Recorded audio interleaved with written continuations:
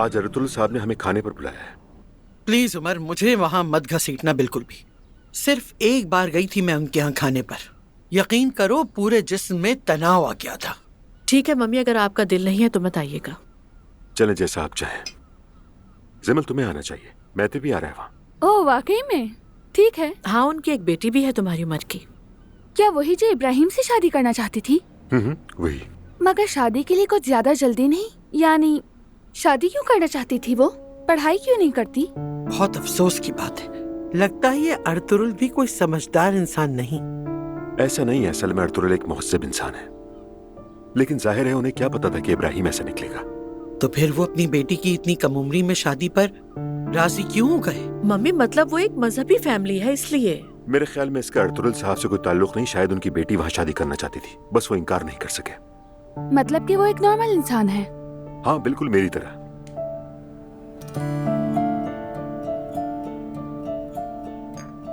خیر جو بھی ہے زمل، تم خود دیکھ لینا. ڈارلنگ تمہارا آج کیا پلان ہے؟ اگر آفس دیر سے جا سکتے ہو تو ہم تھوڑا وقت گزاریں. لیکن آج ایک ضروری میٹنگ ہے اور میرا اس میٹنگ میں جانا ضروری ہے، بس اس لیے نہیں رک سکتا. ٹھیک ہے پھر جاؤ، کوئی بات نہیں.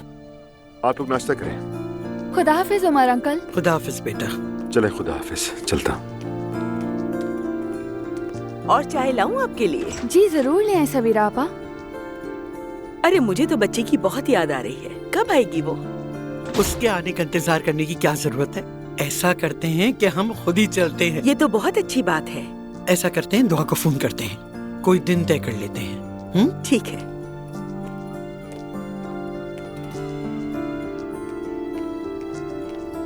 زمل تم نے عمر سے وہ سب کیوں کہا؟ نارملی بات کی میں نے. تم نے نارمل نہیں بلکہ تنزیہ نارمل کہا، یہ بات غلط تھی تمہاری. ارے بھائی تمہاری ہی بیٹی ہے. واہ نانی، آج آپ میرا دفاع کر رہی ہیں. جہاں حق بنتا ہے وہاں میں ساتھ دیتی ہوں زینب. اور آج جو باتیں تمہارے لیے بالکل نارمل ہیں، کل یہی باتیں تمہارے لیے قیامت کے برابر تھی، اگر یاد ہو تو.